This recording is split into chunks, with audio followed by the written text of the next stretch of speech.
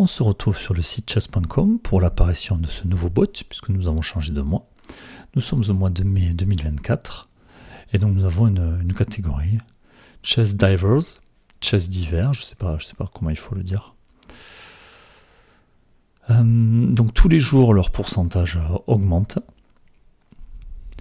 au fur et à mesure que la communauté gagne des matchs. Alors, est-ce que le pourcentage qui augmente, ça va faire augmenter le niveau de jeu des bots? Je sais pas.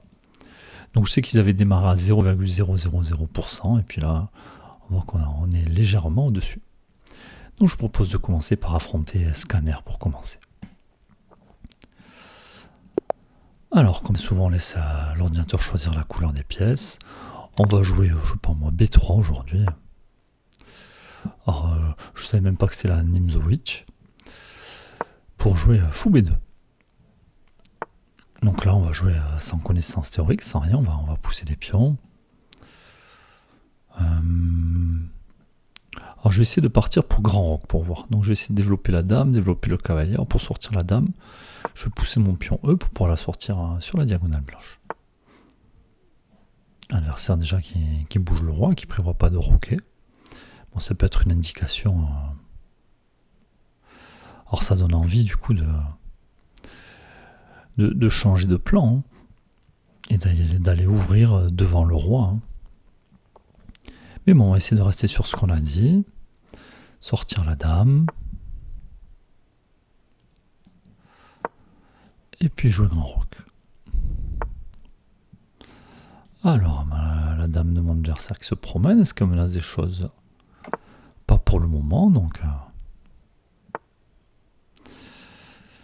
Alors maintenant j'ai bien envie de gagner un tempo sur la dame. L'idée étant de pousser. Mais le problème c'est que si je mets mon pion D4, je vais fermer la diagonale de ce fou.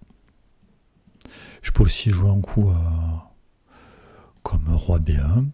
Je peux aussi venir chercher le pion, hein, puisque je peux le prendre avec le cavalier, je peux le prendre avec le fou.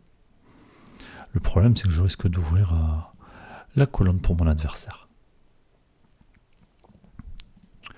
Je peux aussi pousser le pion et faire une attaque à la découverte sur la tour. Voir si l'adversaire s'en rendrait compte. Est-ce que ça me servira à quelque chose de pousser ce pion? Un thé qui pourrait pas être mangé par le pion de mon adversaire. Je vais le faire parce que ça va peut-être ouvrir. Alors je me dis qu'il peut aussi manger de la dame. Mais c'est pas comme ça qu'il va sauver sa tour. Alors, du coup, j'ai très envie d'aller chercher la tour et c'est ce que je vais faire. Alors, attention, madame qui risque d'être enfermée pour repartir. D'ailleurs, elle est attaquée par le fou, mais je peux récupérer le cavalier du coup. Alors, maintenant, je vais essayer. Ici, je pourrais pas ressortir. Je peux manger le fou. Or, j'aurais pu manger le fou au coup d'avant. Ici, j'ai pris le cavalier, j'aurais pu prendre le fou. Donc le roi qui part se promener, je peux venir mettre échec si je veux. Est-ce que c'est un intérêt? Je suis pas sûr. Je vais venir récupérer le fou. Et puis comme ça, je risque pas trop de me faire enfermer. Je vais pouvoir récupérer le pion avec la dame et proposer l'échange des dames. Maintenant que j'ai beaucoup de matériel en plus. Attention, mon adversaire n'en a pas voulu, mais depuis tout à l'heure, mon pion F2 qui est en prise. Allez, on va reprendre. Alors, je reprends du fou ici ou du cavalier. J'ai bien envie de reprendre du cavalier. Pourquoi? Parce que mon cavalier va tout simplement menacer deux autres pions. Faire une fourchette, et donc je vais sûrement pouvoir récupérer un pion par la suite. Alors, le fou qui attaque mon pion. Est-ce que c'est grave? J'ai pas l'impression. Si je le perds. Je pourrais aussi... ne pas le perdre tout simplement.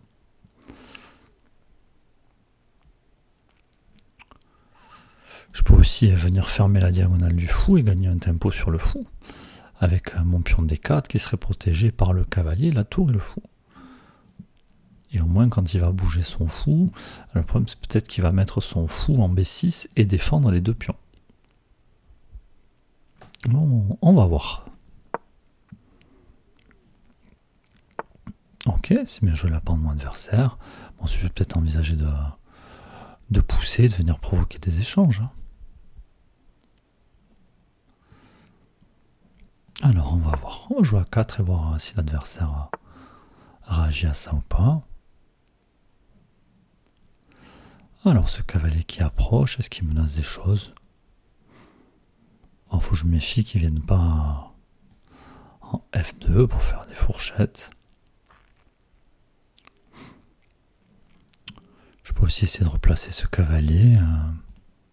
Si je me dis, tiens, si je pousse, il prend.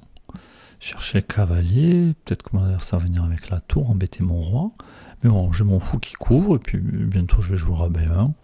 Avec tout le matériel que j'ai. Mais j'ai pas envie de laisser ce fou s'installer ici. Donc je vais sacrifier le pion pour me venger sur un autre pion. Bon, l'adversaire qui préfère donner le fou. Alors j'ai pas dit juste avant, mais ici on peut prendre le cavalier. Donc, d'ailleurs, je vais prendre le cavalier d'abord. Et je vais prendre le fou. On va récupérer le pion. Bon, Scanner, je ne sais pas quel niveau il joue, mais il n'a pas l'air d'être très performant, on va dire. Ah, je vais venir replacer le... Je vais replacer le fou en passant par A3. L'idée étant de venir protéger mon pion, attaquer la tour. Et j'ai pas peur d'un coup comme dame A8, parce que je pourrais toujours jouer cavalier B5 qui défendra mon fou. On va voir si l'adversaire nous joue tour A8, pardon. Et on perd un pion ici. Allez, on va développer, on a des pièces à développer.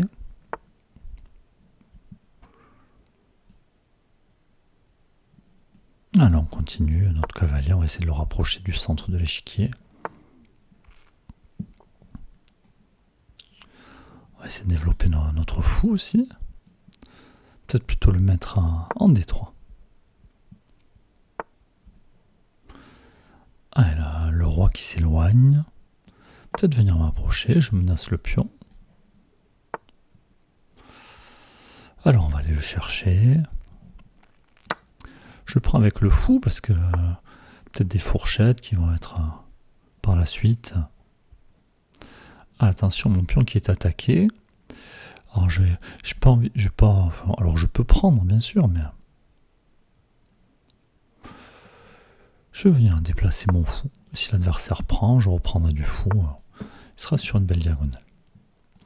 Et maintenant que l'adversaire ne prend pas, je vais prendre du pion parce que si jamais il reprend, je vais pouvoir reprendre avec mon fou également. Adversaire qui m'offre la tour. Enfin, qui prend mon fou, mais t'es protégé. Allez, on va récupérer. Puis on va venir placer une tour, on va ouvrir devant le roi. Alors on pousse des pions, on veut ouvrir devant ce roi. Donc on y va. Donc attention à ne pas se retrouver en situation de patte. Alors ici on reprend du pion, du cavalier, du fou. Je vais reprendre du pion, comme ça je vais pouvoir ramener la tour. Alors le roi qui est bloqué. Peut-être venir par ici. Allez, mon cavalier, moi je l'aime bien au centre de l'échiquier, je vais venir le défendre plutôt que le déplacer. Sans le roi qui ne peut pas venir par ici. Peut pas venir par là à cause du fou. Échec. On va être obligé de s'installer. Donc attention ici. Le roi qui s'installe sur la 8e rangée, mais j'ai mon cavalier aussi qui bloque le roi. Les pions de mon adversaire ne peuvent plus avancer. Donc ici, si je joue un coup lambda, l'adversaire qui se retrouve en situation de patte, on fera égalité. Donc comment éviter la situation de patte? Je propose de déplacer le cavalier. Comme ça, l'adversaire pourra avancer le pion. Et une fois que j'aurai déplacé le cavalier, je vais menacer échec et mat. Donc grâce à cavalier à 7, j'empêche le roi d'être patte, et en plus je menace de faire mat. Échec et mat. Bon, je m'attends à ce que on nous affiche une erreur. Moi, j'aurais même affiché une gaffe, tout simplement, puisque on avait un cavalier qui était en prise tout à l'heure, hein, que nous n'avons pas pris. Alors, où est-ce que c'était? Je sais plus. Donc, juste ici, l'adversaire qui joue le cavalier. Et puis, on l'a pas pris de suite. On est allé attaquer le fou d'abord. Bon, finalement, on a récupéré le fou et le cavalier. Mon scanner qui n'a pas l'air de jouer à un très très gros niveau, grand niveau, je ne sais pas comment le dire. Difficile de lui donner sur une partie un hello théorique. N'hésitez pas à le faire vous. Hein. Dites-moi si vous l'avez affronté. Pensez à préciser quel pourcentage était affiché. Donc ici on l'a affronté aux alentours de 2%. Un trophée qui faisait quand même beaucoup d'erreurs. Bon, donc je propose de ne pas analyser la partie plus dans le détail. On va revenir rapidement sur les pièces qui étaient en prise. Donc déjà le roi qui se promène dès le troisième coup, le roi qui se promène sur l'échiquier. On a dit on voulait jouer avec grand roc. Bon. Alors ici on avait un pion gratuit. On a dit mais non, on va d'abord essayer d'ouvrir devant le roi. Puis on se dit le pion attaque l'autre pion. Peut-être l'adversaire aura avancé. Mais on a en même temps la dame qui faisait la découverte sur la tour. L'adversaire qui vient menacer notre dame, mais le fou n'est pas protégé, donc on aurait pu prendre le fou. Bon, j'ai préféré prendre le cavalier d'abord. Il nous a laissé le fou en prise, on l'a pris aussi. Ensuite, on a cherché à échanger les dames avec tout le matériel qu'on avait d'avance. Bon, puis on n'était pas trop inquiet de voir un coup comme celui-là. La tour qu'on protégée par le cavalier, l'autre tour qui protégeait le fou. Bon, si on perdait un pion, c'était pas bien grave vu tout le matériel qu'on avait d'avance. On avait la dame qui menaçait de récupérer un pion, peut-être un autre sur échec. Bon, la partie était gagnée assez rapidement et tranquillement. En tout cas, voilà, j'espère que la partie vous aura plu. N'hésitez pas à dire ce que vous en avez pensé. Je suis peut-être passé un petit peu vite, j'ai peut-être l'impression d'avoir parlé plus rapidement que d'habitude. En même temps, l'adversaire nous a quand même offert des pièces très tôt dans la partie et puis de manière assez évidente. Donc voilà, n'hésitez pas à laisser des commentaires et à nous dire quelle performance vous avez fait face à Scanner. Et puis nous on se retrouve pour la suite face au prochain robot. À bientôt.